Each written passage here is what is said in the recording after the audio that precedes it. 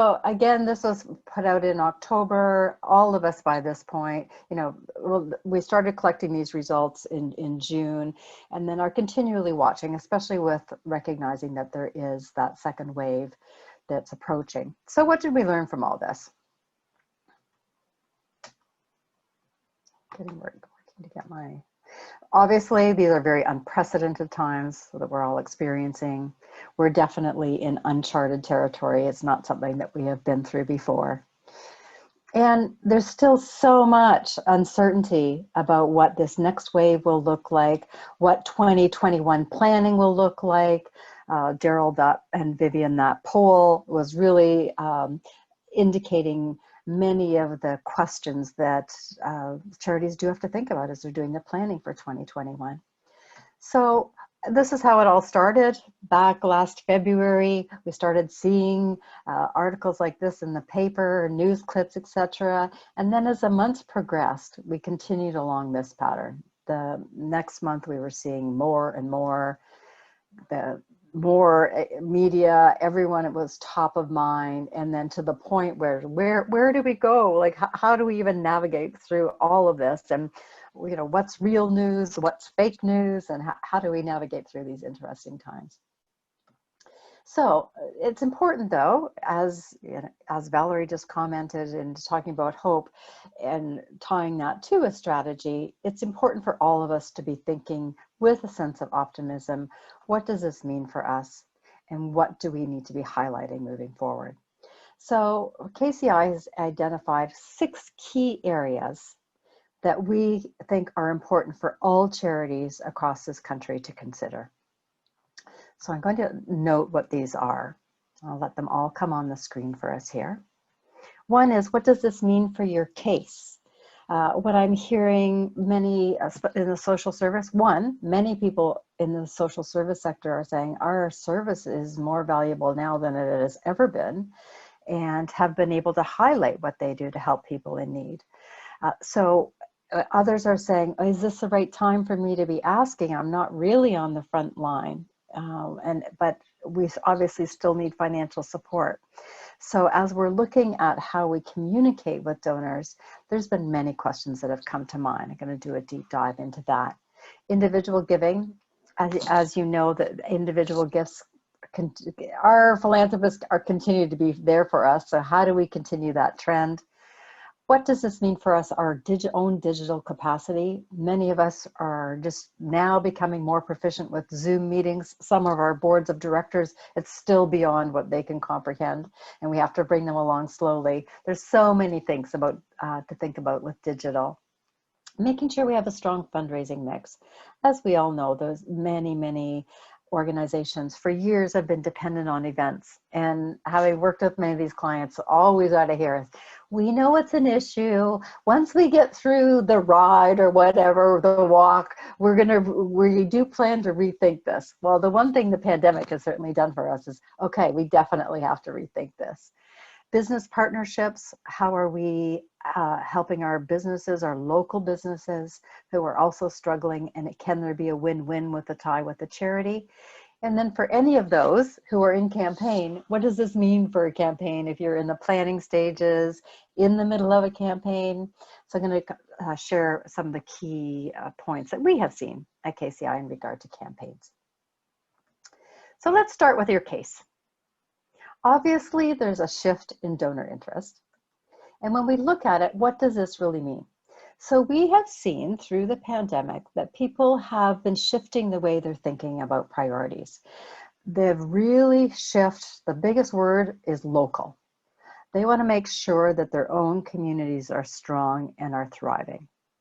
So I think that's good. And when I think of your community and your region, to know, I know in conversations with some of you, there's that commuter mentality. People live here, but they still work in the big city.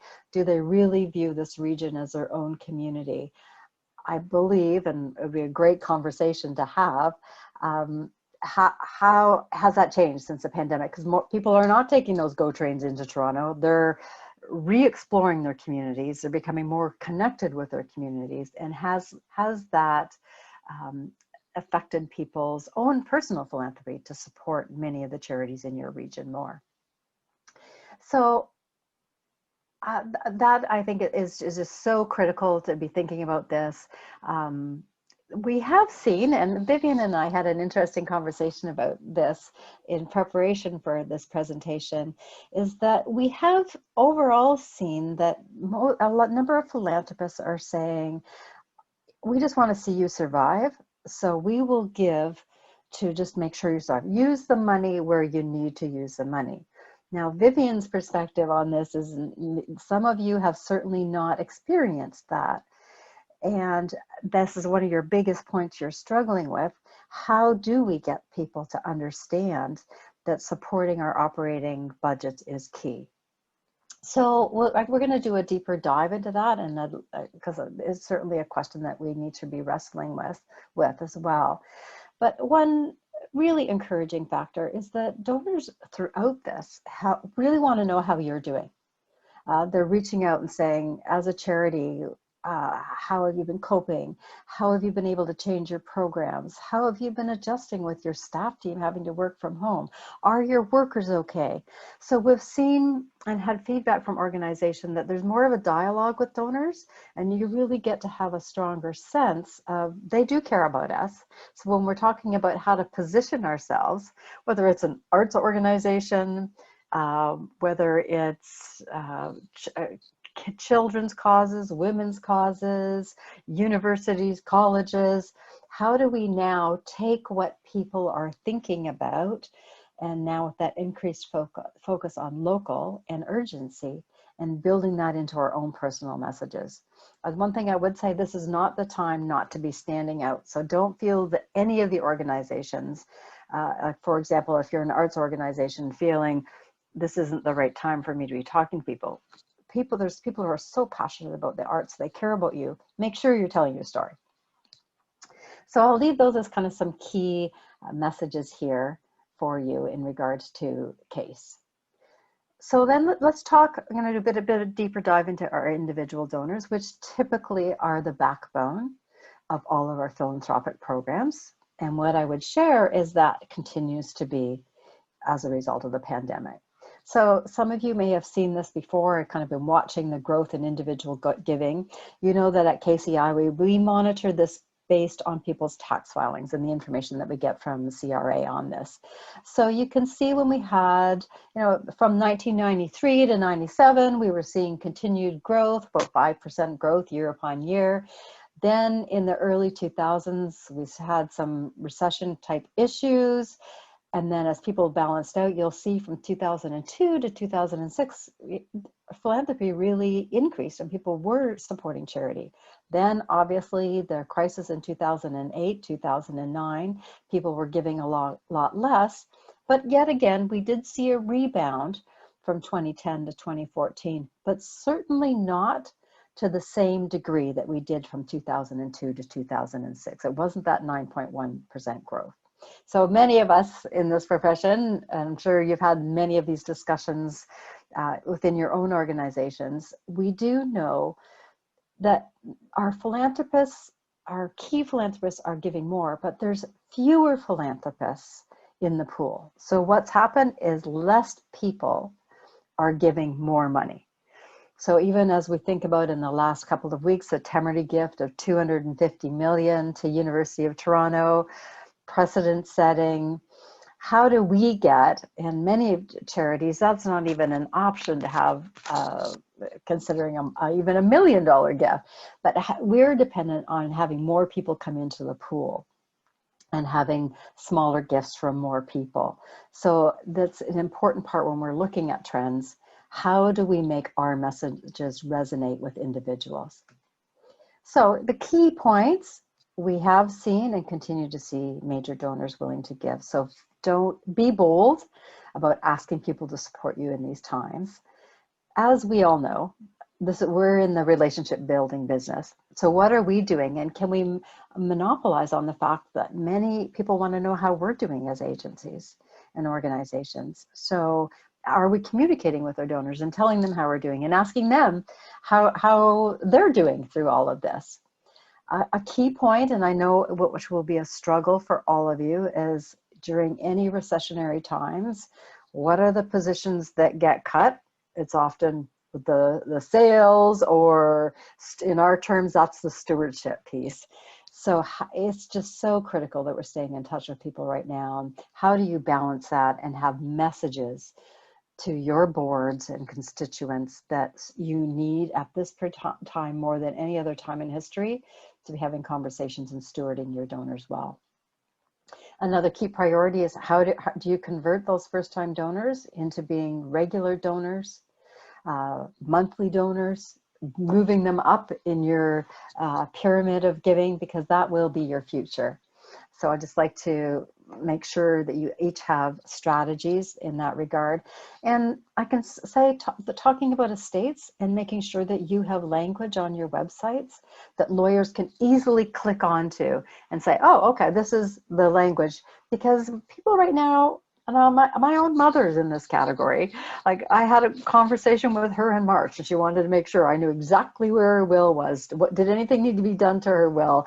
What would happen if she did get COVID? We were having these conversations, and I know that my mom's not the only one. So a year ago, we probably wouldn't have been having those conversations, but this is the time to make sure that we in our strategies are thinking about, can people easily access information about us that can be incorporated into wills? Are we having those types of conversations? Because it is, the pandemic has certainly heightened the level of people thinking about their own personal situations. So that's kind of the key points in regard to individuals. I'm sure this is a topic, the digital topic, that has consumed people's minds, or what in your own shops, being able to manage digitally, but then also what does that mean for us as fundraisers, and how do we incorporate strategies that enable us to maximize digital capacity? So let's just take a look, because digital is a big word and we're all thinking about it through our own lens, but there's really digital for us to be thinking about in 3 components. That's how are we engaging people? We're not having the face-to-face meetings. I work with one hospital foundation in a smaller community, and that foundation office was just inside the doors of the hospital, but people can't go in. But it was a bit of their social gathering. There's always a coffee pot there. They would come in with the older people would come in with their donations if they were going to a funeral, if they wanted to give a gift on a birthday gift. That interaction, it was the social interaction of coming into the foundation and finding out what was going on. That was an important part of their day. So they're looking at different options. Do we set up a foundation office in maybe space on the main street that's not being utilized right now, because we know people can't come into our own facility? But it just really looks at, not all of our donors are comfortable or view that as an option. Like, I don't really want to go online and make this donation. I want to talk to Bonnie in the office and see how she's doing. So it's really important when we think about engagement, how we can have our constituents feel comfortable with online, or what do we have to do to change our own strategies. Then in regard to fundraising, I'm sure some of you have tried various events and activities online, whether it's moving golf tournaments, which seem to have been quite successful once people got around the nervousness of that, but having online virtual runs, walks, golf, even galas. Some of the hospital foundations have been very successful in having galas, and I know many of the golf tournaments have done well. But it's a lot, and for many smaller organizations, just the amount of time and effort, and recognizing that you're a small staff team, can you really be able to devote that time to making that switch?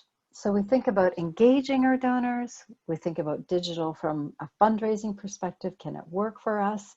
But then also our own databases.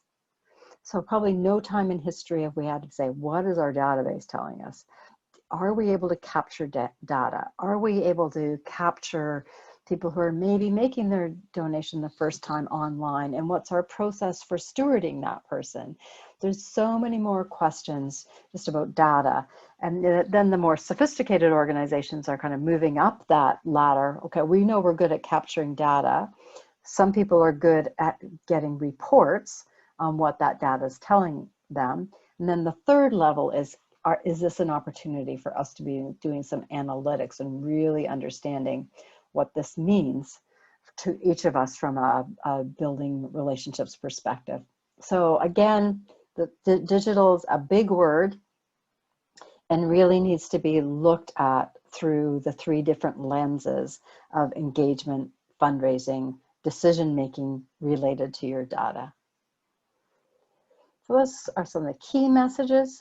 Fundraising programs. I hope that many people at this conference today aren't totally dependent on events, or I do hope that some of you were able to have your events before the pandemic hit. And then I just want to send out a virtual hug to all of those who were so dependent on events, and this year has just turned the tables so upside down. So that event piece is the bit of the Achilles heel. So can you change them, or what do you need to do within your own organization for different ways for raising money? So again, as much as, you know, what old is new again is the phrase, we have to look back at the strong strategies of how we acquire donors, how we're renewing gifts, how do we grow giving in these different times, looking at the events that are in your portfolio, and if they're just not able to be changed, how are you going to change which revenue comes into you, and how are you going to pivot to make sure that you still have dollars coming in the door? So again, looking at that mix. Some organizations are taking this as an opportunity to really look further into mid-level giving. And why I say that is, you know, mid-level giving is a bit like the middle child. The older child has lots of attention in your major gift program. The younger child has a big social network and has lots of connections. But then the middle child, where do they fit into the scenario? And I know in fundraising, we tend to focus on our big gifts, make sure we're acquiring, but what are we doing with those? What are our strategies for dealing with those donors that are in the middle of our own pyramids? Even if that means somebody typically gave you $10 and now they're giving you $50, and in your shop a big gift is $1,000. Like, so everyone can define who their mid-level giving is, but this would be a good time to really look at how to maximize that. Can there be giving clubs? Is there more information about mid-level giving that can be shared? We do know that mid-level giving candidates typically like to have a little bit more information than someone who gives through your direct mail. So is there an opportunity to have a virtual town hall where you invite people in that are your mid-level giving pool?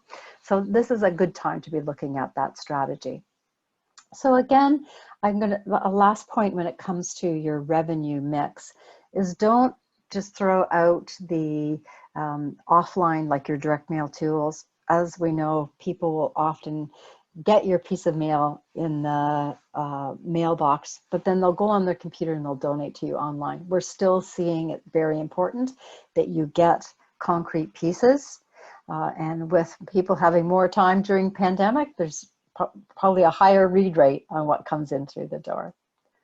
So those are some strategies for you when it comes to your mid-level giving and your whole looking at your mix of donors and techniques. The fifth point that we're going to have a little chat about is your corporate partnerships, or I call it in Durham Region, your business partnerships. So we do know, first of all, that when the pandemic first hit, Corporate Canada was very, very generous, and within the first 2 months had given over $100 million in gifts. I know you sitting in Durham Region going, well, we don't really have many corporations. We have a lot of small businesses and they're all struggling. So a question that many organizations are asking is, can we partner? And so that we can get more information about the importance that you play as a business in our community? And can that highlight that you have a relationship with us, being a smaller organization in the community? So how can you create win-win with local business so that people know they're still there, but they have a social conscience and have aligned with social agencies that do such great work? So a bit of a twist, these very different times. And probably the biggest area when I'm talking to boards of all sizes, whether it's university, teaching hospitals, community hospitals, is the conversations with businesses is we're not really sure what 2021 is going to look like for us. Now, we all do know there's a bit of a silver lining because there's some businesses that have done phenomenally well as a result of the services they offer during the pandemic. So if there's some in your region, make sure that you're knocking on their doors. The sixth point and the final point when it comes to the trends that we saw and the conversations that we know that executive directors and boards of directors are having is, oh, we planned this campaign and then the pandemic hit. So a few key points. What we do know is that campaigns have changed. So we just want you to think about them very differently. There's some where it works very well, where you have, the chart of standards still is a rule. We're going to win this campaign with the top 10 gifts. We have a traditional cabinet. We stay quiet, and then we launch the community phase. KCI hasn't seen this quiet phase work in a long time. We now call it the leverage phase. So how do you leverage the donations that come in early in a campaign? But we're seeing them change, and they're changing as a result of the times. They're changing as a result of the amount of time that volunteers have, and they've changed as a result of the way that donors are thinking. So here are some of the key points that we have found in regard to those people who are organizations who are doing campaigns. Make sure if you have done a feasibility plan that you reassess it before you go out the door, especially now, just in light of the times, because some of your messaging might change, as we talked about in the first slide. How have your case messages changed as a result of the pandemic? I mean, the pandemic has, again, I'll say it again, just highlighted the importance of our sector to Canadian society, because we were there and the organizations were there when we were needed the most. So I would definitely highlight that. But in regard to a campaign, we're finding that they're taking longer. So make sure that you don't have a quick turnaround time. And we do know that volunteers are still a critical component. People can still say no to us as professionals, but it's much harder for people to say no when they're being asked to support a charity, when they're being asked by a colleague, family member, friend. So that has remained a constant in regard to campaigns. And we had a session yesterday with the KCI team when we were talking about the success of virtual calls and can you do major gift calls by Zoom? And absolutely. And we talked about the balance of how much you share on the screen, and if you're doing decks that you share, and it's so important to have our volunteers prepared for calls, that in that call scenario, make sure that you're still building in lots of time, giving the key information, but building in the lots of time for questions, because as in a face-to-face meeting, the key component of that meeting is to understand where they are and what their relationship is with you and what questions they have. So making sure that whole 45-minute Zoom call isn't just about you making your presentation and why you're approaching them, but that you build in the time. And we're seeing that many calls are being done by Zoom, by phone. When the pandemic was a bit quieter, people were having face-to-face meetings, but it will depend. It will depend on phase two, what groups are comfortable with as far as face-to-face interaction. But I will just share with you that through technology, calls are still being successful. So don't stop making calls. What's really important as we look at this whole piece is that we look at what value you're bringing, and you're bringing incredible value to your community or you wouldn't be there. So remember that and make sure you're highlighting that. Balance everything. So as we talked about those revenue streams and events, and can you pivot and can you change, be realistic about what you and your staff team maybe very small. You might be the only one. Your team might be feeling stretched. Your team might be feeling stressed, as Valerie was speaking about in her session. So in that, from what can you handle, and make sure that you're only committing what you can handle. And then building in who you are. What's the culture of your organization? I mean, culture always trumps the entire existence of any program. So making sure that you're being true to yourself, and that what all of your strategies are aligned with who you are. And those are important conversations to be having with senior leadership and the board. So those are the key messages. We have a bit of a checklist here for you to think about, and what many organizations are thinking about exactly now, this last part of 2020, and as they're planning for 2021. So I'm going to articulate what the key conversations that you should be having with your boards and what they relate to. So that's about revisiting your organizational strategy. I have one of doing a board retreat, and our first question is, does our mission still matter? And we're going to have a real solid conversation about, and if it does, what do we need to do to change to have impact? So really take a good look at that, making sure your messages are resonating. Are you building relationships with individual donors? What does your relationship, whether it's corporate Canada or your own business community, look like? How do you diversify your fundraising streams? Do you need to update a campaign strategy if you have one? How can you accommodate the group through your organizational capacity? Is your board governance working for you? We do know, as a result of the WE scandal, many boards are saying, what do we need to know? So they're craving knowledge about board governance. Diversity, obviously, as a result of Black Lives Matter and many initiatives that are top of mind for all Canadians right now. Is your organization embracing a diverse culture? And then what's happening, in related to organizational culture, either your mindset, attitude, behaviors, all of those factors will play a key role when you're looking at your future for 2021. So this presentation is available online. This presentation, but there's a whole report that breaks down and provides a lot more information on each of these topics. So it's available on our website, and I can certainly send it along to Vivian and Daryl to have it sent out as well. But there are a few things that I would love to have questions about, a conversation about, have you think about a few things. And in my conversation with Vivian in preparing for this, a key point came to mind that really does relate to our overall sector.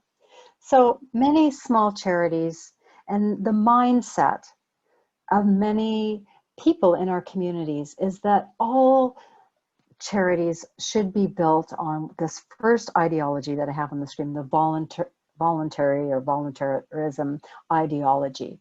And so back in the day when charities were first being formed, people were saying, if you're small in your local, it's good. Charity should be volunteer-led. There shouldn't be overhead. Everything should be free. And they equated that with when charities became too professional, they had paid fundraisers. We as professionals are talking about the importance to analyze our data, have solid databases, have office spaces, and be able to run professionally. It created this dichotomy in culture. Is that really what a charity is? So I'm sure all of you experience it. I know I experience it even when I talk about being a fundraiser. Oh, you're one of those people that phone in the evening. So I do want to end this kind of conversation with the Association of Fundraising Professionals has been doing a lot of work and working in partnership with Imagine Canada, the Community Foundation movement overall, to say our charities in Canada are vital to Canadian society. So that we're really focusing on this new narrative for our profession, because we cannot change the world and give our clients, the people we serve, the best services unless we have the money to do it. And if what we know as professionals, and I'm sure there's many heads nodding here, we can't do that unless we have the money to do it. And we won't get the money unless we ask for money. What's our number one rule for fundraising? You don't get if you don't ask. Those are true in our profession. So we want to make sure as professionals that we are investing in effective and efficient ways of fundraising. Professionals can bring a whole spectrum of expertise and experience to an organization, so that investing in them and investing in your annual fund, in unrestricted funds, ensures that each of our organizations is functioning the best way that it can. So an important lesson for us is to think about how we're thinking about our profession, and asking stakeholders when they say, not so interested in supporting your operational fund, to ask those questions in saying, we so value the service that we provide to our community. We're asking you to join us. Like, what is it that you value about our organization? So starting that conversation, so we're highlighting what we do, the importance of what we bring as professionals, that we're not going to make mistakes, that we're not going to try strategies that aren't going to work. Like, how many in starting a campaign, I'm sure there'll be many hands here saying, let's start our campaign by having a buy a brick initiative. And if everyone in our community just gave us $10, we would have the entire campaign done. As professionals, we know the huge challenges in doing that. So I would strongly suggest that that's what we need to be bringing into the mix, and sharing that we are all professionals and bringing professionalism to this. So how can we change, instead of what is it about charities that people don't like and how can we get them to change their minds about that? What about our services and our fundraising do we value, and can we get other people to value these things too? So really just changing the paradigm. And I know that many of you are struggling thinking about what you're doing. You'll see Juniper Lawson-Lento on this slide. She was speaking to the Senate and using this narrative to talk about the value of our profession, and not speaking to the challenge, where a conversation would get to cost per dollar raised, etc. Is this profession not valuable to Canadian society? So really changing that narrative. So questions that you can think about as you're thinking about planning for 2021 is, how do you start the conversation about the importance of the donors supporting your operational costs? What is it the donors are going to do in 2021? Where do you need to adapt and change? What will you not do in 2021? A lot of questions that I've been getting is, Karen, people are coming to our Zoom events now, but are they going to keep doing that in 2021? I wish I had a crystal ball and could answer that question, but we'll watch that. If it's the only way that we can be communicating with our donors, I'm sure people will still come forward, but people are definitely asking question. And then based on the key points that have been in the Big Rethink and in this conversation, what are your big takeaways for today? So Vivian, Daryl are the kind of the key messages, but I'm certainly open to answering any questions, reviewing some of the questions that I've posed to you today, and just having a vibrant conversation.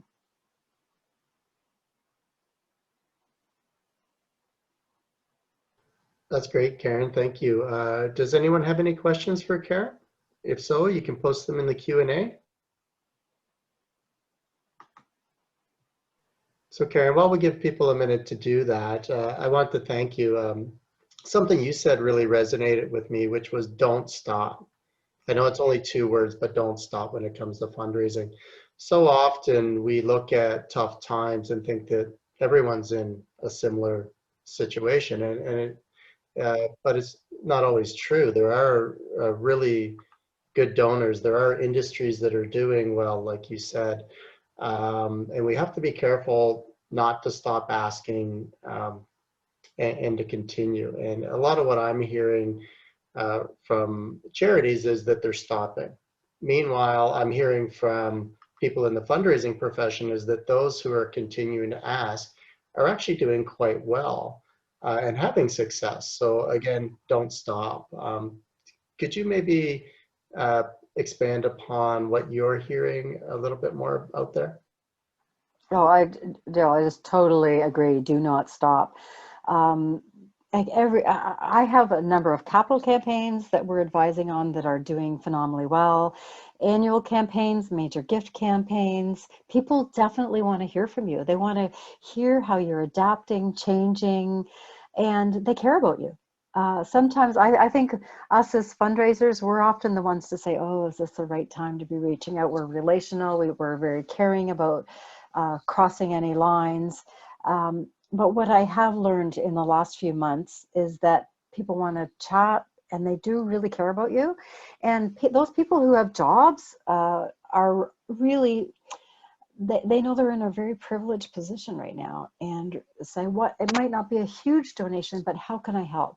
So definitely do not stop asking. It's probably the biggest mistake any of us could make. And share, think about how you want to talk about what your organization is doing, even if it is facing challenging times, and the impact that you're having on society. I have one client, for example, what they did is they did a series called Pause for Positivity, where they just invited their donors for an hour once a month just to chat. They would have different speakers on positivity come in for an hour and just share, so that they were giving back to their donors a bit of inspiration. And they had a comedian for one of them, just that was lighthearted, but it wasn't, but it did help in the end. People did make donations, but it was, how can we continue that dialogue and conversation with our donors at this time? So yes, don't stop, keep going.